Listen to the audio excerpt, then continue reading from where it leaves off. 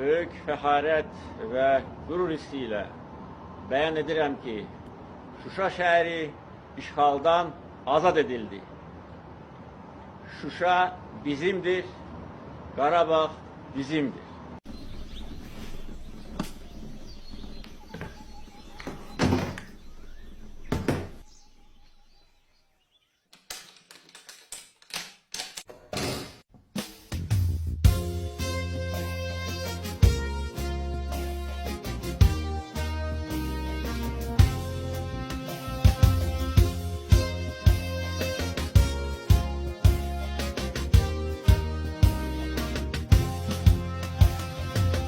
Şuşa alınıptı, Şuşa bizimdir, Şuşa yüreğimdir, Şuşa gözümdür, Şuşa varlığımdır, Şuşa özümdür.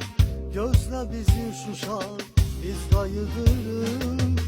Şuşa alınıptı, Şuşa bizimdir, Şuşa yüreğimdir, Şuşa gözümdür, Şuşa varlığımdır, Şuşa özümdür.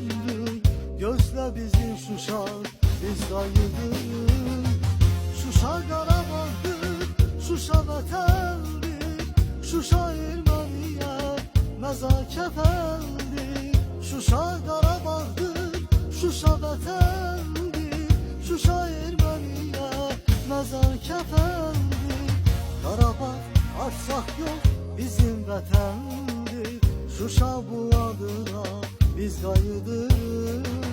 Qarabağ açsaq yox, bizim vətəndir, Şuşa bu adına biz kayıdırız.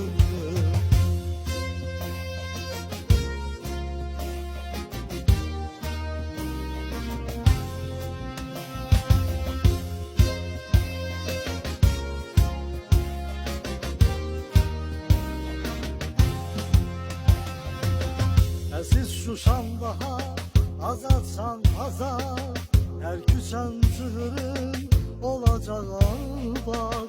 Kayıdacak sana verilen bu ad, Şuşa bu adına biz kayıdırız. Aziz Şuşam daha azadsan azad, her küsen çığırın olacak bak. Kayıdacak sana verilen bu ad, Şuşa bu adına biz kayıdırız. Şuşa Qarabağdır, Şuşa vətəndir, Şuşa Erməniyə məzar kəfəndir. Şuşa Qarabağdır, Şuşa vətəndir, Şuşa Erməniyə məzar kəfəndir. Qarabağ açsaq yox, bizim vətəndir, Şuşa bu adına biz kayıdırız. Qarabağ açsaq yox, bizim vətəndir, Şuşa bu adına biz kayıdırız.